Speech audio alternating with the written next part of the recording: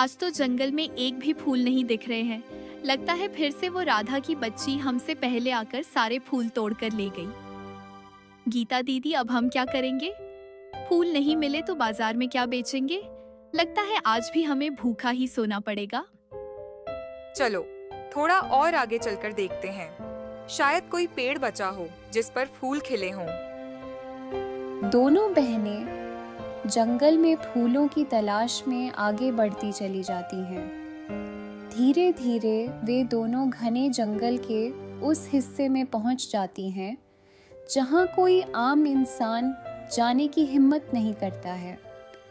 अचानक से उन्हें एक हल्की सी चमक दिखती है। अरे सीता, वो देखो, वहाँ कुछ चमक रहा है। हाँ दीदी, वो तो कोई सीढ़ी जैसी चीज लग रही है। कितना सुंदर है। चलिए ना दीदी, पास जाकर देखते हैं। नहीं सीता, मुझे यहाँ कुछ ठीक नहीं लग रहा है। इस जंगल में कोई आता जाता नहीं है और ये चमकती हुई सीढ़ी, ये जरूर कोई जादू है।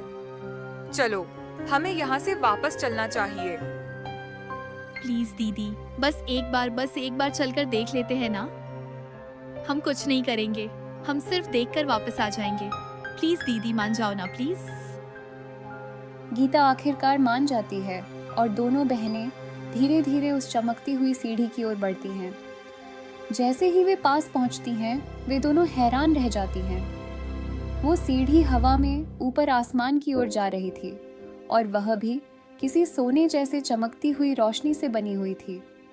उस सीढ़ी से एक अद्भुत रोशनी निकल रही थी।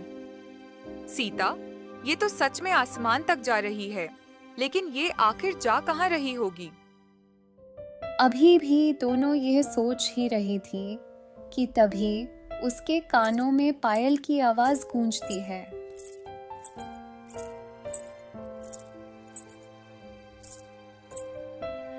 सीता, लगता है कोई आ रहा है। जल्दी चलो, वो देखो वहाँ, वो महल दिख रहा है। चलो हम उस महल के बगीचे में छुप जाते हैं। हाँ दीदी, जल्दी चलिए, नहीं तो हम पकड़े जाएंगे। दोनों बहनें महल के पास बने बगीचे में जाकर एक बड़े फूल के पौधे के पीछे छुप जाती हैं। पेड़ की पत्तियों से झांक कर वे दोनों देखती हैं कि आसमान से नीचे उतरती हुई सीढ़ी पर दो बहुत ही खूबसूरत परियां धीरे धीरे नीचे उतर रही हैं। वे दोनों दिखने में बहुत ही सुंदर लग रही थीं। देखो ना सुमन, आज सूरज की रोशनी कितनी प्यारी लग रही है। ये धरती की खुशबू मुझे बहुत अच्छी लगती है। हाँ अंजलि, यह तो मुझे भी बहुत अच्छा लग रहा है। लेकिन याद है ना, रानी परी ने हमें क्या कहा है? हमें ज्यादा देर इंसानी दुनिया में नहीं रुकना है। हमें जल्दी से यहाँ से अपना काम खत्म करके वापस जाना है। इतना बोलते हुए दोनों परियां महल की तरफ बढ़ रही थीं। सीता, ये तो सच में परियां हैं। लगता है हम परियों की दुनिया में आ गए हैं।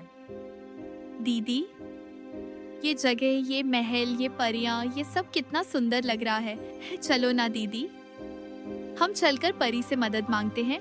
मैंने किताबों में पढ़ा था, परियां हमेशा गरीबों की मदद करती है। चलो ना दीदी, प्लीज चलो ना। चुप हो जा सीता, वो देख, वो हमारी तरफ ही आ रही हैं। कौन है वहाँ? कौन है यहाँ? चलो बाहर निकलो। देखो, हम तुम्हें कोई नुकसान नहीं पहुँचाएंगे। बाहर निकलो। यह सुनकर धीरे धीरे गीता और सीता डरते हुए फूलों के पीछे से बाहर निकलती हैं। अरे तुम दोनों तो इंसान हो, फिर इस तरह यहाँ क्या कर रही हो? तुम्हें पता भी है यह हम परियों का बनाया हुआ जादुई जंगल है और यह महल देख रही हो। यह महल हम परियों का जादुई महल है। गलती हो गई परी जी, हमें माफ कर दीजिए। हम तो फूल ढूंढते ढूंढते यहाँ तक आ गए। सीता, चल यहाँ से। दीदी, एक बार परी जी से मदद मांग कर देखिए ना, प्लीज दीदी। तू चुप कर, चल यहाँ से। रुको, सुनो, तुम हमसे कुछ कहना चाहती हो। बोलो, क्या कहना चाहती हो? परी जी, हम दोनों बहनें अनाथ हैं। हमारा इस दुनिया में कोई भी नहीं है। हम जंगल से फूल तोड़कर उसे मंदिर में बेचकर किसी तरह से अपना गुजारा करते हैं। लेकिन कुछ दिनों से राधा नाम की लड़की हमसे पहले आकर जंगल के सारे फूल तोड़कर ले जाती है, जिस वजह से हमारी बिल्कुल भी कमाई नहीं हो रही है। हम लोगों ने 2 दिनों से कुछ भी नहीं खाया है परी जी। तुम्हें यह कैसे पता कि जंगल का सारा फूल राधा ही तोड़ रही है? परी जी, वो तो हमें नहीं पता, लेकिन राधा ने हमें कुछ दिन पहले ही धमकी दी थी कि अगर मैंने मंदिर के बाहर फूल बेचना बंद नहीं किया तो वह जंगल के सारे फूलों को चुरा लेगी, ताकि हम फिर कभी फूल नहीं बेच पाएंगे। क्या? इसका मतलब जंगल के प्यारे प्यारे सुंदर पौधे पर राधा ने दवाई का प्रयोग किया ताकि इन पौधों पर कभी फूल ना लग सके। इसका मतलब रानी माँ का शक बिल्कुल सही था। यह सब उस दुष्ट लड़की ने किया है। खैर, तुम दोनों बहनें चिंता मत करो। हम परियां हमेशा अच्छे लोगों की मदद करते हैं।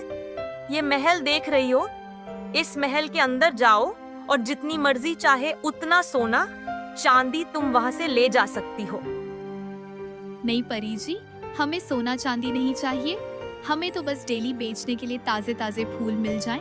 बस हम उसी से अपना गुजारा कर लेंगे, क्योंकि हमारी माँ ने हमेशा हमें मेहनत से कमाकर खाने के लिए सिखाया है और हम दोनों बहनें अपनी मेहनत से ही अपनी जिंदगी गुजारना चाहती हैं। अगर आपको मुझे देना है तो मुझे एक प्यारा सा फूल का पौधा दे दीजिए। हाँ परी जी, दीदी बिल्कुल सही कह रही है। हम अपनी मेहनत की कमाई से ही खुश हैं। अरे वाह, तुम तो बहुत अच्छी हो और तुम्हारा दिल भी बहुत अच्छा और साफ है। इस महल के पहले द्वार पर तुम्हें एक बहुत ही खूबसूरत जादुई फूलों का पौधा मिलेगा। उस पर लगे फूल कभी भी नहीं मुरझाएंगे और ना ही कभी खत्म होंगे। तुम इसे ले जाकर अपने आंगन में लगा देना। तुम्हें कभी भी फूलों की कोई कमी नहीं होगी और तुम्हारा फूल खरीदने लोग दूर दूर से आएंगे। आपका बहुत बहुत शुक्रिया परी जी। इतना बोलकर दोनों बहनें उस जादुई महल के पहले द्वार के पास जाती हैं। तभी वह देखती हैं कि वहाँ एक बहुत ही खूबसूरत फूलों का पौधा लगा है और वहीं पास ही बहुत सारे सोने चांदी के सिक्के रखे होते हैं। तभी अचानक से सोने चांदी के सिक्कों में से आवाज आती है, अरे ये क्या? इस मामूली से पौधे को तुम अपने साथ ले जा रही हो? अरे लेकर जाना ही है तो हमें अपने साथ लेकर चलो। हम जादुई महल के जादुई सिक्के हैं। हम तुम्हारी गरीबी को हमेशा के लिए खत्म कर सकते हैं और हम तुम्हें इतना अमीर बना सकते हैं जिससे तुम अपनी पूरी जिंदगी आराम से बिता सकती हो। चलो अब जल्दी से मुझे अपने साथ ले चलो।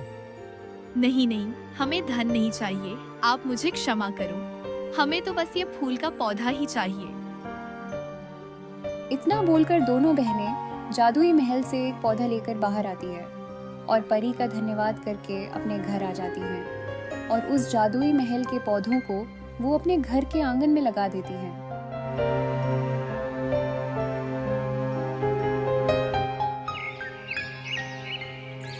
अगली सुबह जब वो सोकर उठती हैं तो देखती हैं कि वो पौधा पेड़ बन चुका है और उसमें बहुत ही सुंदर अद्भुत फूल खिले हैं, जिसकी खुशबू दूर दूर तक फैल रही होती है। दीदी, यह फूल तो बहुत ही सुंदर है। मैंने आज से पहले कभी भी ऐसा फूल नहीं देखा। हाँ सीता, मैंने भी अपनी जिंदगी में कभी इतना सुंदर फूल नहीं देखा। उसके बाद दोनों बहनें फूल तोड़कर उसे बेचने चली जाती हैं। देखते ही देखते उसके सारे फूल बिक जाते हैं। वहीं राधा से कोई भी अब फूल नहीं खरीदता है। यह देखकर राधा बहुत ही ज्यादा जल भुन जाती है। ऐसे ही दिन बीतता है। गीता सीता का फूल कुछ ही दिनों में पूरे गांव में फेमस हो जाता है। अब तो लोग उसके फूल को खरीदने दूसरे गांव से भी आने लगते हैं, क्योंकि उसका फूल बहुत ही सुंदर, मनमोहक और बहुत ही खुशबूदार होता है। आखिर ऐसा क्या है सीता और सीता के फूल में जो हर कोई इसी से फूल खरीदता है? आखिर ये इस अद्भुत फूल का पेड़ लाई कहाँ से है? अब तो मुझे पता लगाना ही होगा। और फिर राधा सीता से उस फूल के बारे में सब कुछ उगलवा लेती है। अच्छा, तो ये सब परियों की जादुई महल वाले फूल की वजह से हो रहा है। अब मुझे भी वहां जाकर ऐसा ही पौधा लाना होगा। यह सोचकर राधा भी परियों की दुनिया में बने जादुई महल के पास पहुंच जाती है और वह सीधा जादुई महल के अंदर घुस जाती है। अरे वाह, उस बेवकूफ ने तो कहा था यहाँ मुझे फूलों का पौधा मिलेगा, लेकिन यहाँ तो खूब सारे सोने चांदी हैं। मैं तो यहाँ से सारे सोने चांदी ले जाऊंगी और इस दुनिया की सबसे अमीर इंसान बन जाऊंगी। इससे पहले यहाँ कोई आ जाए, मैं जल्दी जल्दी सारे सोने चांदी को समेट लेती हूँ। उसके बाद राधा सारे सोने चांदी को एक बोरी में भरकर वहां से जाने लगती है। तभी वहां पर वही दोनों जादुई परियां आ जाती हैं। अच्छा, तो तुम हो वो दुष्ट इंसान जिसने अपने जलन और ईर्ष्या में इस जंगल के मासूम फूलों पर केमिकल डाल दिया, जिससे इसमें कभी फूल ना खिल सके, और अब हमारे जादुई महल से बिना हमारी इजाजत के सोने चांदी लेकर जा रही हो। तुम्हें इसकी सजा मिलेगी। क्षमा कीजिए, मुझे क्षमा कर दीजिए। मुझसे बहुत बड़ी भूल हो गई। मैं अब ऐसी गलती दोबारा नहीं करूंगी। प्लीज क्षमा कर दीजिए। तुम एक धूर्त लड़की हो। तुमने यह सब जानबूझकर, सोच समझकर किया है। इसमें भूल जैसी कोई बात नहीं, इसलिए सजा तो तुम्हें जरूर मिलेगी, ताकि तुम्हें भी दूसरे के दर्द का एहसास हो सके। इतना बोलकर परी राधा को एक खरगोश में बदल देती है। तुम्हारे किए की यही सजा है। अब से तुम पूरे 3 महीने तक ऐसे ही खरगोश बनकर जंगल में इधर से उधर भटकती रहोगी। तभी तुम्हें समझ में आएगा कि बिना मतलब किसी को परेशान करने की क्या सजा होती है। चलो अंजलि, रानी माँ का दिया हुआ काम भी पूरा हो गया। अब हमें वापस परीलोक चलना चाहिए। हाँ सुमन, तुम ठीक कह रही हो। चलो अब हम लोग परीलोक वापस चले। इतना कहकर परियां वापस अपने परीलोक चली जाती हैं।